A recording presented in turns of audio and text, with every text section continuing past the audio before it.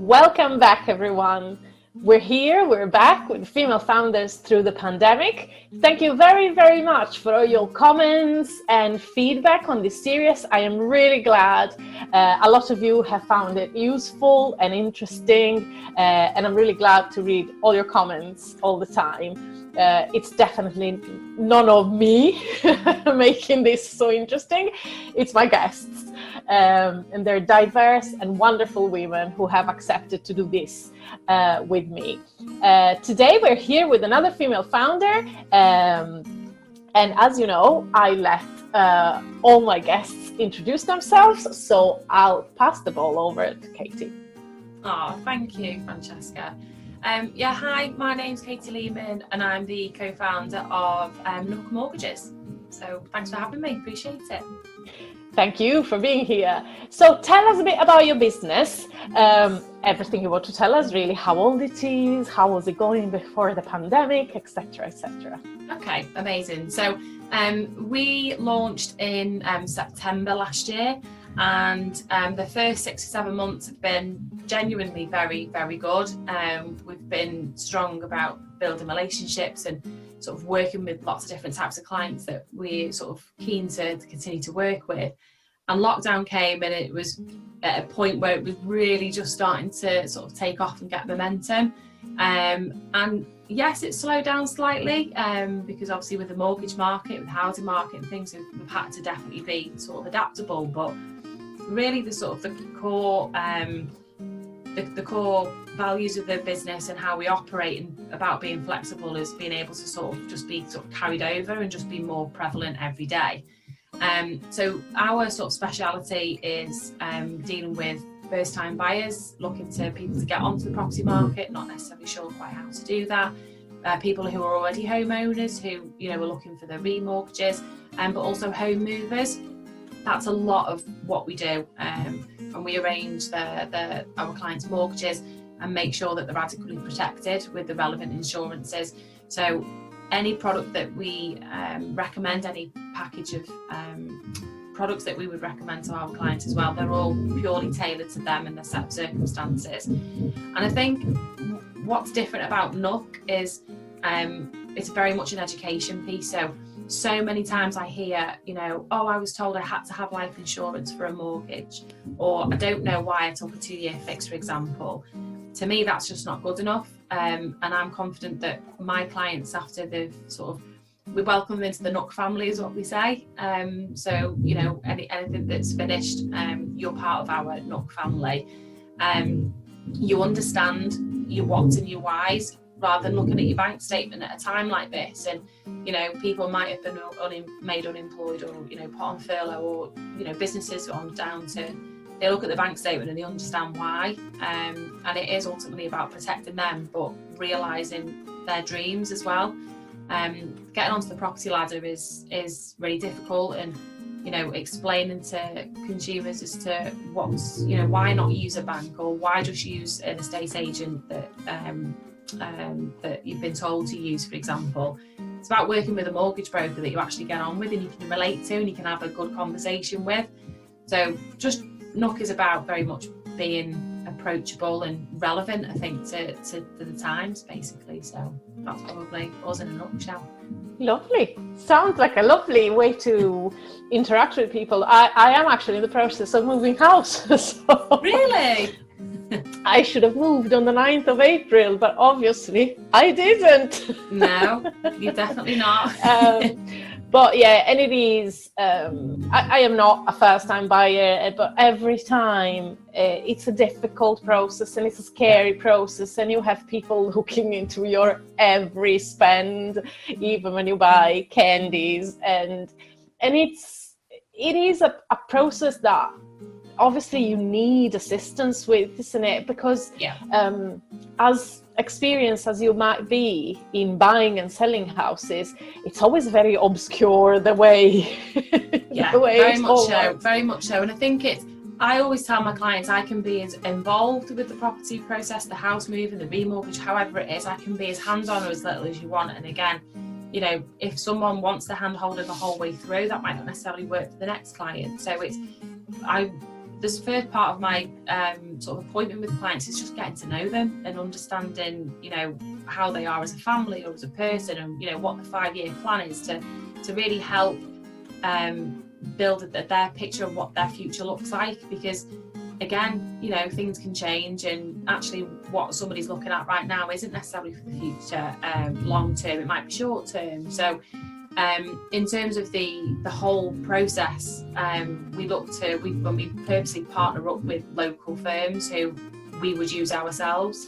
So if someone needs a painter and decorator, you know, for example, once they've moved in, we can put them in touch with somebody.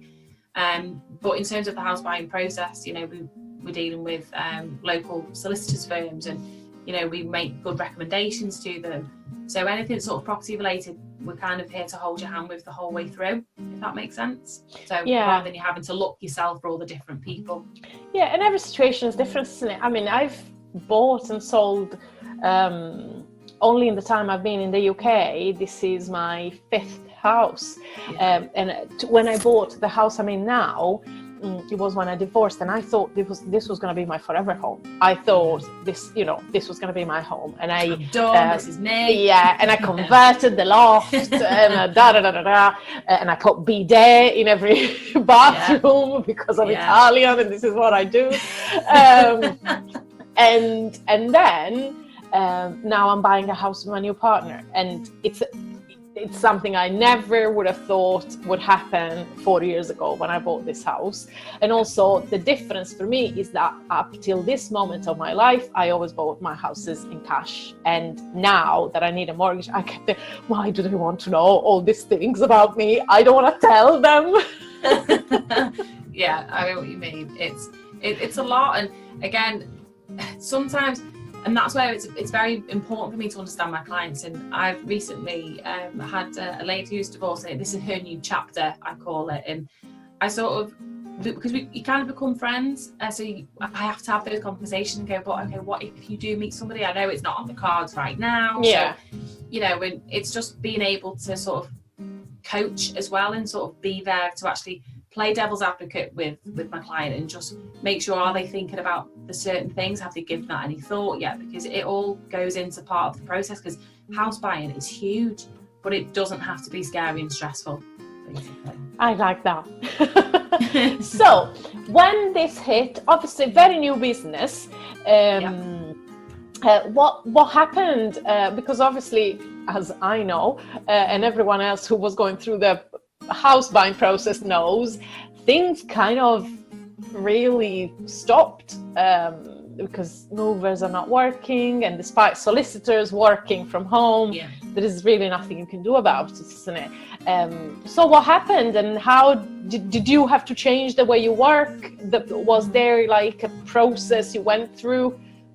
Yeah, so I think it's a bit of a mixed bag, really, because it, like you said, it literally, let's say, imagine wheels are turning and it's the housing market and people are making plans, and all of a sudden it literally just ground to a halt within a few days.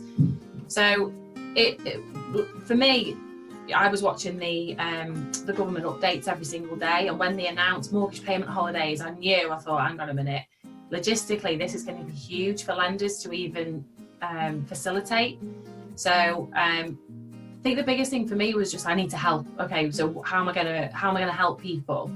And within a couple of days, I put out a video and just tried to help sort of explain what was going on and why people couldn't necessarily speak to the mortgage company, and why they might have been on hold for 5-6 hours and then not got through and ringing back. And I sort of put an invitation out there to be like, look, I've got some software. Tell me your mortgage company. I'll be able to tell you this is the right number or the email address that you need to ring to get through, and just be there to explain actually what that means. Because ultimately the lenders had to overnight come up with this whole process themselves as to, you know, we're going to be literally receiving tens of thousands of calls overnight, and we need to staff up to do that. So just explaining that was one thing. Two, I actually had some of the clients myself who had moved out of rented, who had moved in with parents short term whilst their house was going to complete at the end of March. It was a bit of a nightmare, but we got it. We got it through, and they were able to get keys. So I've been looking after my existing clients as well, trying to sift through, okay, these are likely to go through, this can wait, this house purchase can't, for example. In terms of remortgage business, that's continued, and a lot of what I do has. I think it is just ramping up this online presence, which it's kind of been there anyway. We've always offered it, but actually using a Zoom and having a one-to-one conversation like this, because the way I would usually operate is I would come round to your house for an appointment and we'd have a cup of tea and we'd have a talk over the dining table, and that's just slightly different because it's making sure that my clients are feeling comfortable through a computer and still having that same service, which so far hasn't really affected us too much. If anything, it's probably give us the scope to actually go, not necessarily just local business, but actually to branch out, because I'm now speaking to clients in Cornwall, Newcastle and Southampton. So nice. Yeah, so it's good, and it's just trying to be adaptable as possible. So there's slight tweaks in the process, and there's not as many mortgage products out there as to what there was, but there's not a lot I've had to sort of turn away as yet. Probably just more plan building more than anything, ready for when lockdown lifts, and if we think hopefully that the market will come back very strong, which I'm confident that it will do, hopefully. So it's just putting people's plans in place for now, really. And I imagine there is a lot for you in the specific for your profession to do in terms of, I don't know, for example, the people who are buying my house, they had their mortgage approved a long time ago. And then they were looking for houses, and then they found mine. And then the person I am buying for held the chain a bit because he was buying from someone who was buying a new build. This new build was never ready. Not ready. Yeah, never ready. And then finally, and so these poor people have had their mortgage approved ages ago. And now they're thinking, what is going to happen? Because if someone is in a position where one of the couple has lost their jobs or they're not earning that much, they're going to be thinking, what is going to happen to me? Because if they look again into my history and they see what's gone on in this last 3 months, am I going to get the mortgage again? Isn't it? Yeah. It's a scary moment. So I suppose for you, there is a lot of questions to answer. Yeah. And you know what? And again, it's changing hourly, genuinely. So there's more and more lenders now that have sort of come back with releasing more and more products, and they're saying what they're going to do. But again, they're also having to adapt how they review applications. There's some businesses that have completely, they're going to have the best years ever, sort of successfully and financially throughout all this. But then, as we know, there's going to be, a lot of unsuccessful stories throughout this. And those types of situations, the lenders have got to look at it and go, okay, even though there was a mortgage offer, a lot of them are either doing extensions, some of them are reviewing things. So it is very much lender by lender when there's sort of over 90 odd lenders in the market who we're dealing with. So for someone with your knowledge, there is a lot of work, because a lot of people don't know anything about all of this. Me included. I'm one of them. Obviously the going broader than local was one of the major changes, isn't it, for you? What are the other things that you've done that you're thinking maybe this can continue after lockdown? I can continue to do this way. I think it is genuinely. We've always been very, very flexible at Nook Mortgages. It's what we're proud of. So you don't have to take time off work and come into an office, for example, at a certain between 9 and 5. I've got a young daughter myself. I've got a young family, so is my business partner Chris. So we're very flexible. But I think it's just opened it up to, like I said, this online presence and this online communicating is taking that self-consciousness thing away for everybody to be on video or be on camera. FaceTime, everyone's used to, I think, but speaking on to somebody else who you're doing business with, or your mortgage advisor, for example, I think it's normal. So I think we're all going to be speaking to each other a lot more digitally probably than what we already were. And I think from a business model perspective, I think it's going to really help grow the business, and just grow our offering, if anything. That's what it's about for me, is just being, again, more accessible and more approachable. So I think, you know, even myself, you know, do I need to go and spend half an hour, 45 minutes driving to an appointment at somebody's house? I don't have to. If they're happy to do a Zoom, then that'll be something I would definitely offer. You know, even though it was already an offer anyway, it's going to be more socially, everyone's more aware of it, because I've never heard of Zoom before lockdown, but I'm using it every day. So, I think this is a common denominator for many people, and also I've come across a lot during these interviews, lots of people who said, I knew about Zoom, but I wouldn't use it, you know, to save my life. Almost too futuristic almost, but it feels a lot nicer. I'll be honest, it's nice. It's like face-to-face. I have got clients in France and in Italy, and they always went, no, I'm not sure we should do video calls. Can we not do just normal phone calls? So we did the consultation through the phone, but now that they are all working like this, I re-proposed to everyone who had initially said no, and they all went, let's do it. And at the end of the call, they all told me, now I feel like you were in the room. No. It is. It's honestly, I think it's huge, and I think there's going to be such a massive sort of shift in. I mean, we've all heard it on the news, but there's going to be such a huge shift in actually life isn't going to go back to the way it was. There's going to be new normal, but no one knows what that looks like yet. But I do think that this whole online thing is actually pretty good. I agree. Pretty lost without it. Think if this had happened in the 80s. Absolutely not.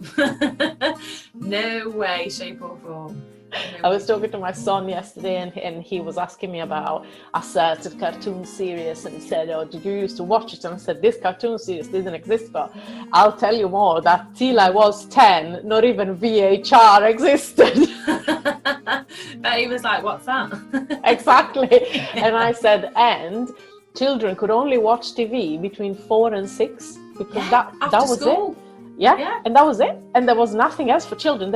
In Italy, there was one night, Thursday night, it was Disney films. It was one Disney film a night at 8 o'clock.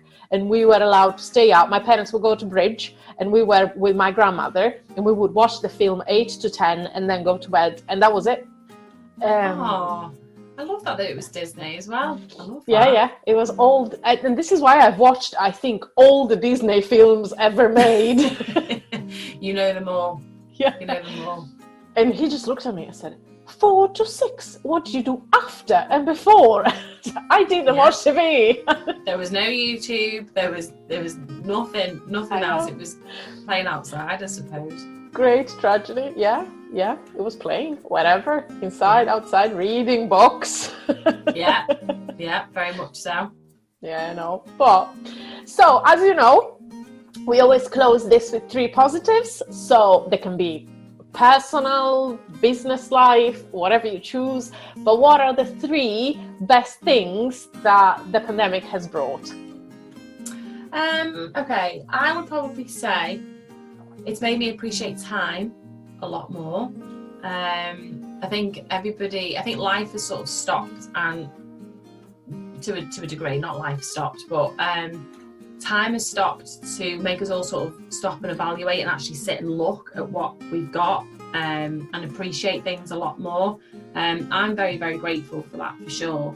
I think I know more. I'm grateful because the positive side is I know more about my community, my village, my neighbours than what I have in 4 years of living here, which is a bit embarrassing in a way as well. I know what my neighbours are called, and and if any of them need help, and it's lovely. I think I've always said that I would have liked to have lived in my early 20s, for example, in the 50s. I would have loved that, because all you hear is the community spirit, and I think that's kind of come back a lot, and I think that's amazing.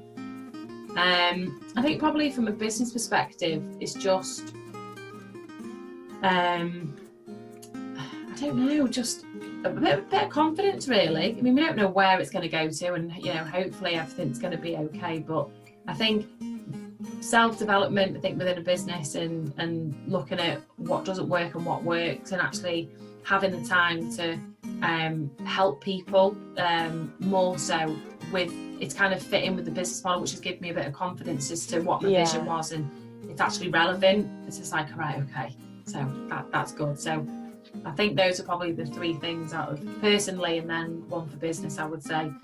Just it's got to choose to look at the positive side of things, I think, as much as you can. There's a lot of doom and gloom out there, but there's a hell of a lot of good out there as well. Yes, and definitely. This is one of the reasons why I decided to make the series, because at the beginning of all of this, I started offering these SOS sessions for free. And what women were telling me was exactly this. It was, you can choose to sit and wait and just say, oh, I can't work till this is over. Or you can choose to look at where the possibilities are, where the opportunities are, and go for it. And I think we all had that moment where we sat for like a couple of days and went, right, so what am I going to do now?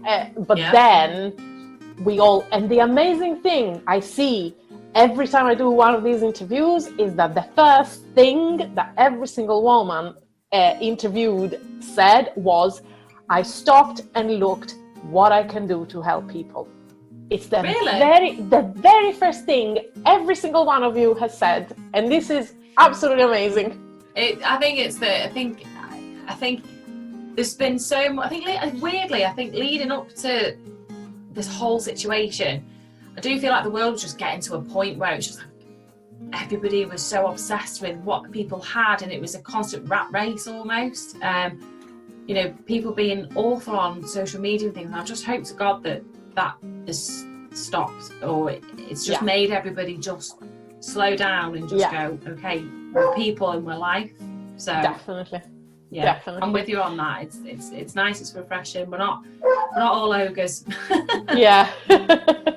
So listen, if people want to look you up, come onto your social media, your website, etc., where do they go? Okay, so website is currently under development at the moment, so it's just a holding page as such. But my social media is Nook Mortgages, as you can see there. NOOK Mortgages on Facebook and Instagram. Myself, I'm on LinkedIn as Katy Lehman, SEMA. A lot of people ask me, what does Nook mean? What does Nook Mortgages mean? And Nook is a play on the word home.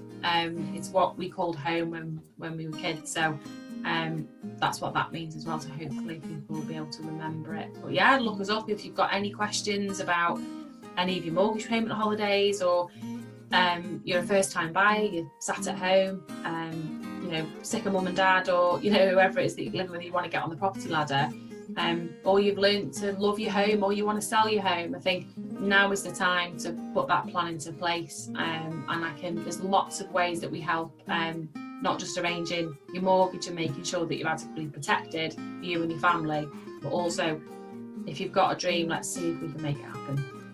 Fantastic. I love that. I'll start looking at castles right away. Oh, it's on my vision board somewhere. Fabulous. Listen, thank you so very much. And thank you. I will speak to you very soon. Thank you. Francesca. Bye. Thanks. Bye. Bye, everybody. Thank you.